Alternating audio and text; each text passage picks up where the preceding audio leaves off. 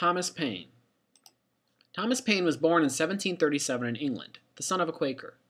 He was pretty unsuccessful in life until his late 30s. In 1774, he met Benjamin Franklin, who encouraged him to go to America, so he moved to Philadelphia and became a writer. In the spring of 75, he published his first pamphlet, African Slavery in America, criticizing slavery in America as being unjust and inhumane. Paine sensed that there was tension in America against British rule. He believed the colonies had the right to revolt against a government that imposed taxes upon them, but didn't give them the right of representation in British parliaments. But he even went further. He saw there as no logical reason for the colonies to stay dependent upon England. Paine popularized the idea of using pamphlets to express his ideas.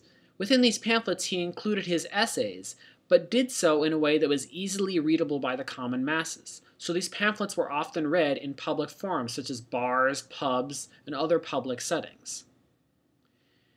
On January 10, 1776, Paine formulated his ideas on American independence in his pamphlet Common Sense. This became extremely popular and was read throughout the colonies. As such, he is the ideological father of the American Revolution. Without him, the general public and many of the elite would not have supported a push for independence. During the Revolutionary War, he published 16 American crisis pamphlets. These pamphlets were essential in recruiting men to volunteer for Washington's army. Without his efforts, the Revolutionary War would have likely failed.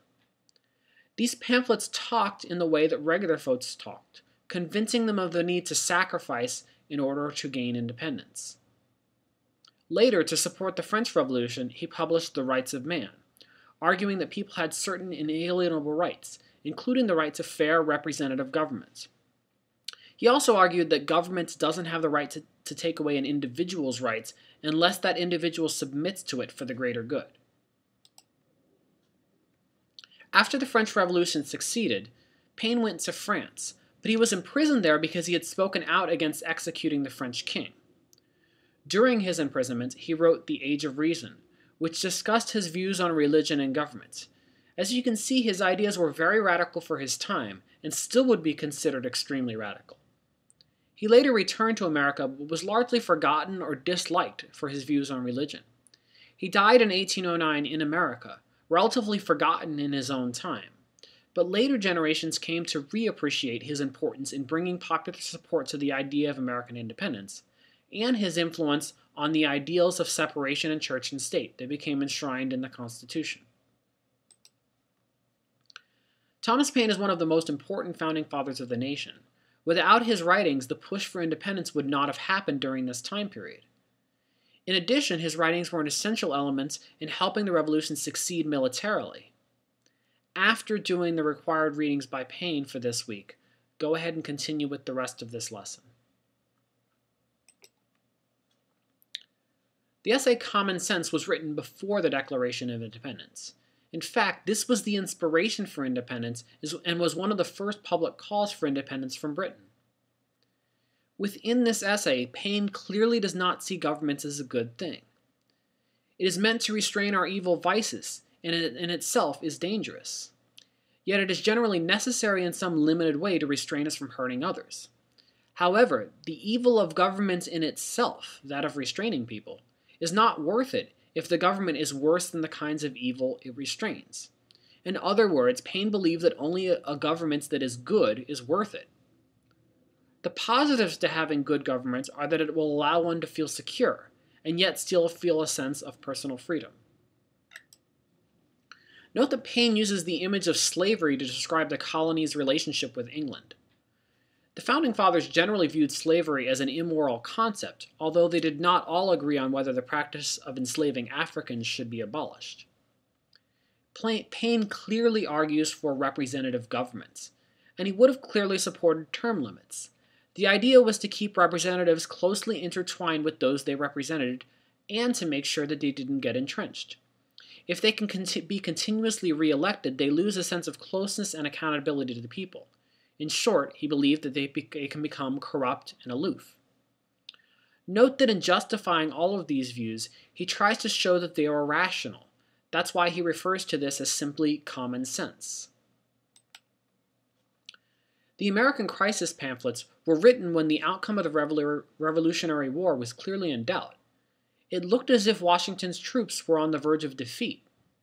So he wrote these pamphlets to convince the colonists that they needed to support the revolution, not only with their beliefs, but by also volunteering to serve in the army. This in itself is quite a feat. It's quite difficult to convince people to give up the relative ease and security of colonial life and risk one's life in what looked, to many, like a hopeless cause. He viewed America as potentially free of the messy history and feuds of Europe. This idea is descendant from that of the Puritans and was very much on the minds of the Founding Fathers. Within the American Crisis, he argues for the right of each state and county to bear arms, and that no one state or county should be persuaded to giving up these or otherwise they will be overrun, either militarily or politically. He says that mutual fear is the principal link in the chain of mutual love. Some have suggested that this is where the constitutional argument for the right to bear arms initiated. But notice that both here and in the Constitution, the focus is more on the ability of the state or the county to defend itself rather than that of individuals. Neither the Founding Fathers nor the Constitution itself explicitly gave the right for individuals to bear arms. Nonetheless, constitutional scholars would argue that this right was not expressly forbidden either. These writings, therefore, are essential in modern-day arguments about issues of gun control and gun owner rights, although they are not as simply interpreted as some might suggest. This argument for the right to bear arms, and the one enshrined in the Bill of Rights by Thomas Jefferson, was based on the idea that if people found their government to be corrupt, they should have the right and the means to overthrow it. Nowadays, that idea is somewhat unrealistic in America because the federal government has a professional army to protect itself from insurrection.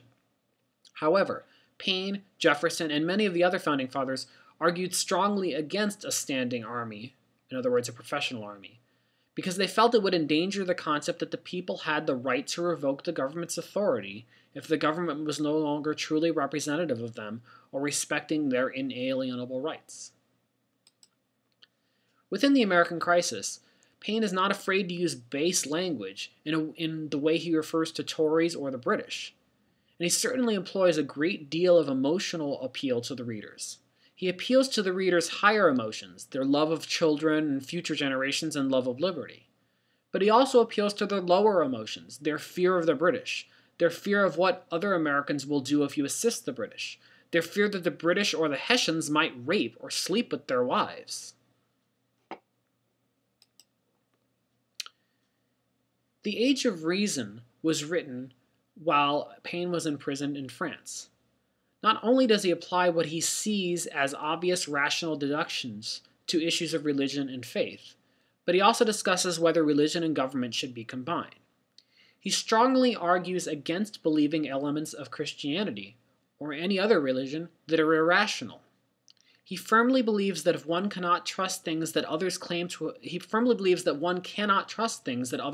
to have heard from God. We must hear it ourselves, or not trust it to be true. He ridicules the idea of Christianity as supremely true, arguing that its basic storyline is quite similar to many other religions, including the heathen mythology of the Greeks and Romans. Since it isn't rational to assume that one particular religion is correct, according to Paine, we should definitely not force anybody to believe something they don't want to believe in. Therefore, he strongly argues for religious tolerance and passionately believes that religion and government should not be intertwined. Clearly, you can see that Paine's views were very radical for his time, and are at least as radical today. He believes that reason is all we can trust. Thus, his quote, "My own mind is my own church." He was one of the first thinkers to really critique religion, not only in a rational sense, but to look at how it might end up being a tool for those seeking to gain power and money. In other words, religion might be something that people in power abuse in order to justify and maintain their power.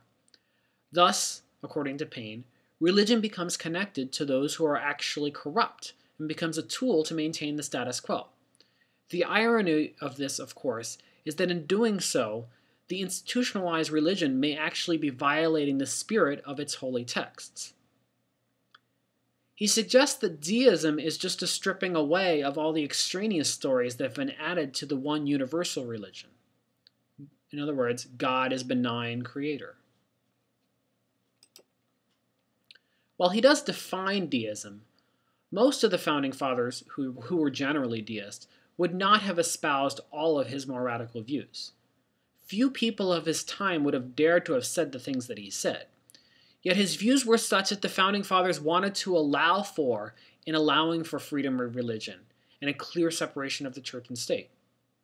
Only a nation where such differences were allowed could there be a chance to truly gain any real national unity and allow for the emergence of democratic ideals.